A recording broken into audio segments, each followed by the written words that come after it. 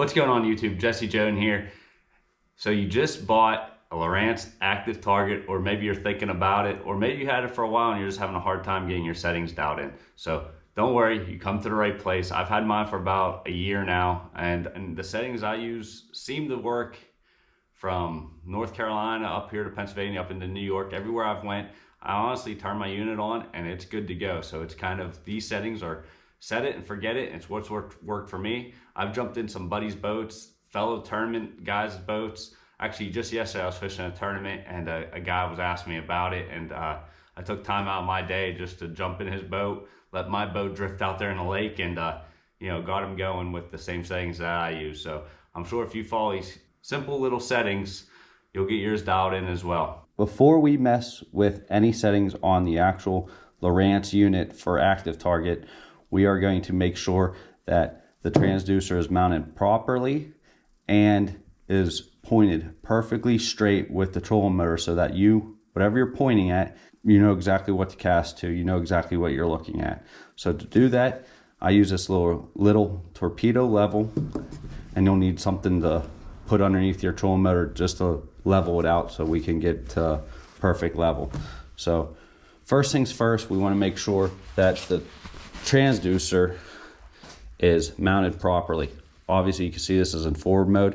The easy way to do that is if you look at the trolling motor, the bottom of the trolling motor should be parallel the bottom of your active target, this lowest beam that you have here.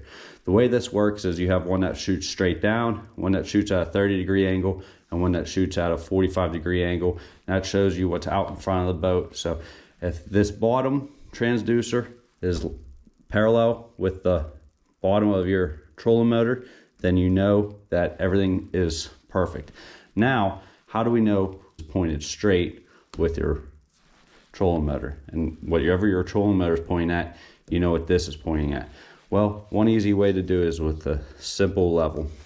What I do is I find a flat spot on my trolling motor. I put this level on here. It's actually magnetic, so it kind of helps me here. And you can see we are not level. And the trolling motor needs to be tilted upwards slightly. So I'm just gonna take this little shop rag and stick it underneath the trolling motor and get it to where it's perfectly level. I don't know if you can see that, but we got perfect level right there. Now we're going to take this level and put it on our Lowrance active target transducer. Now on the transducer, you have a thing that says Lowrance, and you have one where it says active target, and you got this nice little flat spot right here. That's where we're going to set the level. So we're gonna set the level and make sure we are perfectly level. And what this will do is whatever your trolling motor is pointing to, the active target transducer is also pointing to it well. If this is not level, you will have to loosen up these Allen nuts and turn your transducer, leaving the level on it and not moving your trolling motor until you get perfect level. And it's as simple as that. So let's get into the settings that we actually use on the Lowrance HDS unit. So we are on the front of the boat where I have my fish finder set up. You can see I'm not, super high tech. I have one little 9-inch unit up here with the active target built in. This is a Lowrance HDS 9 Carbon with the most up-to-date software updates. So basically all the software, your interface, everything's the exact same. The technology is the exact same as a live. I've used these settings on my unit, and I've also used on some buddies' live units, whether it be the 9, the 12. Actually yesterday I just helped somebody that had the HDS 16. What a screen that was. On our pages menu, you can see we got some presets, and then all our other pages. We're going to select active target, and we're going to pop this screen here. Obviously we're not in the water, we're sitting in my garage, so we're not going to see anything, but that's okay because we're just going through my settings and it's going to work for you on the water. So in the top right hand corner, we're going to have mode. Make sure we select forward. There's a chance that auto might be selected on your unit, but I always like to pick my mode. I use forward. Coming down next is forward range. That's going to be default at 70. I alternate between 80 and 100 feet. 9 times out of 10, I'm using 80. Sometimes if I'm fishing for schoolers out in the middle of the lake or something where I'm really targeting suspended bass, where I'm really using my active target, I might bump that out to 100, but 80 gives me my best detail. The next one is the only tab that I'm gonna mess with while I'm on the water, and that is downrange. We can see it's already set for auto. Well, I'm gonna take that off auto and select either 20, 30, or 40 foot. If I'm in extreme deep water, I might hit 60, but that's, you know, rare. I'm either between 20 and 30 foot. Bodies of water around my house, I'm almost always on 30. I will change that on the water on the fly. The biggest, most important setting for your active target is contrast. Now, when it comes out of the box, it's going to say auto, auto, default. What I like to do is hit this bottom button where it says auto and everything lights up green. I'm going to select that, turn it off, and you're going to get a percentage and it's going to turn orange. We're at 78%. I like to bump that up between 84 and 89%. Seems to work best for me. The only time I really change that is if I'm in a really dirty lake with a lot of debris. I might bump that down to, you know, 84, 83, but 9 times out of 10, I'm around 85 to 88%. And that will clutter up your screen, but it's gonna give you the most detail. Now, right underneath contrast is noise rejection. I always either have it off or on low. Basically, you can see what it does to the screen. If you hit off, you know, you get fuzzy. You hit low, it kind of gets some of that fuzzy way. You will be safe on low. If you go to medium or high, I get scared that some important details might be missed by the auto. It's basically just a filter that, you know, helps your screen look cleaner. It's personal preference. 9 times out of 10, I'm actually using off because I'm fine with the clutter because I know what I'm looking at. Most people probably like it on low, and that's what it's defaulted for when you install your active target. Below noise rejection is default mode. Well, obviously that will just take you back to your factory settings, which we do not want. And then we're gonna hit more options. We got back to the main menu, stop sonar. All this does is stop the sonar from recording on your screen, but it does not shut off your transducer. I don't know if you can hear it or not. I have my transducer turned on and I can actually hear it pinging as I'm talking to you. It does not shut off the transducer. So why the stop sonar button is even on there is beyond me. It's not like if you get around some shallow water, you don't want that noise from your transducer. Hitting that simple off button will not shut it off. You actually have to go in and shut your box off wherever you have yours stored. So we're gonna turn that back on. And then we got palette. Palette, for me, I use number 5. Everybody I suggested to uses number 5. But again, that's personal preference. You can go in there and select which one fits your eyes the best. Then we got range grids. And what that will do is pop up a grid on your screen. If you hit straight, I do not like range grids. I think it really, you know, is a big time visual distraction. But if you're having a hard time seeing how far away or how deep targets are away from your boat, might help you. For me, it does not, so I hit none, and we're gonna hit back. We got stable view. So basically, what stable view does is it doesn't hurt your picture one bit. It will, in waves and stuff, keep your active target from looking real shaky. Even though it'll still shake a little bit in some, you know, rougher waves, stable view seems to help for me. And then down on the bottom right, under more options, you have record video.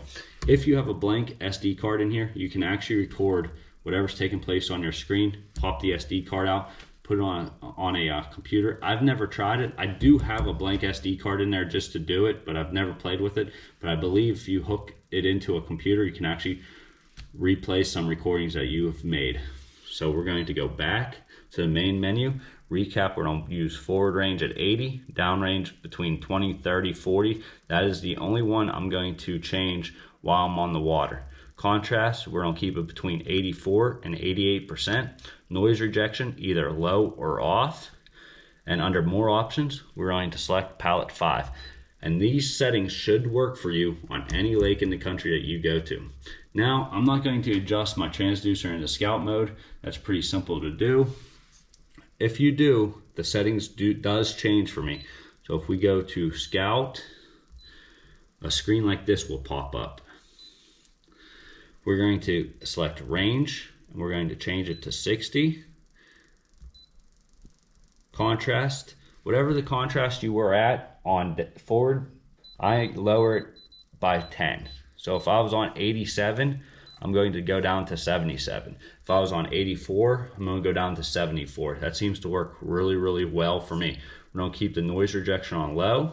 And then on more menus, you got back, stop sonar, which we talked about, flip view, which depending on how you have your active target mounted, you might have to select that. And then you got palette. For scout mode, I like palette 2. And what it does is just softens up the screen, and you can start seeing certain things on that palette under scout mode. So then when we go back, you can put your range grids back on in an arch form or straight form. Again, I do not like the grid. This maybe can help you, but for me, it's just a visual distraction. I like to have it off. Again, then we're going to select stable view for software in the unit to account for any wave action we might be encountering. Now flip view. If you look at your transducer, you can mount it one of two sides, either like this or upside down. Basically, you have to mount your transducer depending on how you store your trolling motor. If you were to store your trolling motor with the propeller facing out the other way, you would have to hit flip view for scout mode to work efficiently. Since I store my trolling motor in this fixed position with the trolling motor facing to the right, I want to make sure that flip view is off.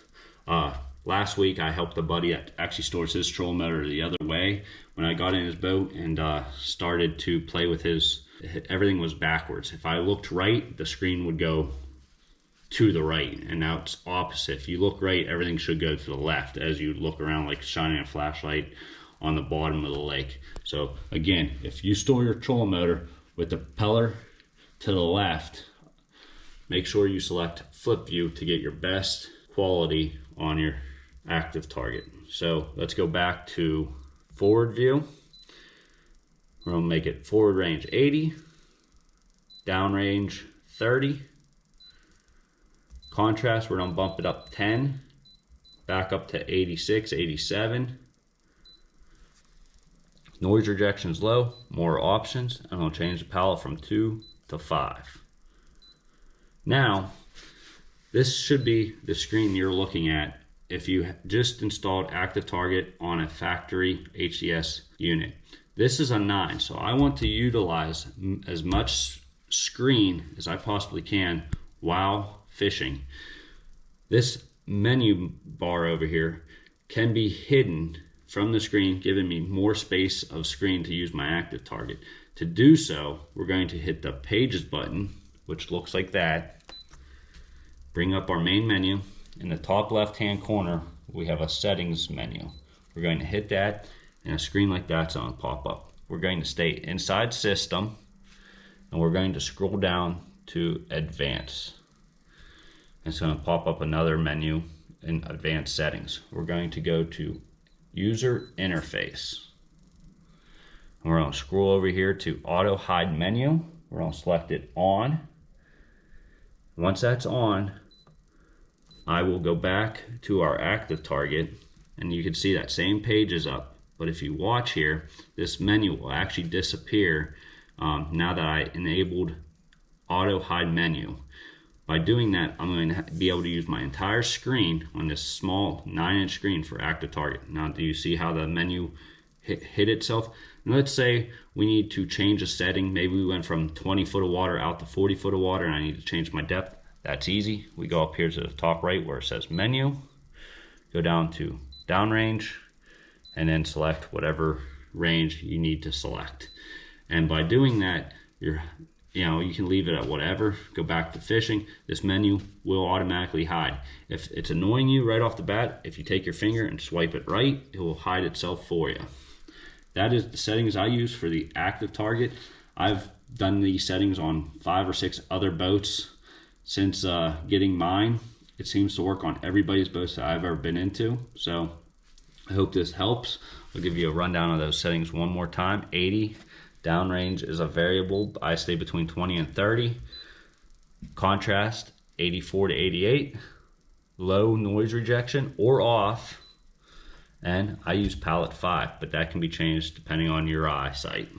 So thanks for watching. I hope you found this video useful. If you did, give me a thumbs up. And if you have any questions, drop a comment down below. I appreciate it. Thanks for watching.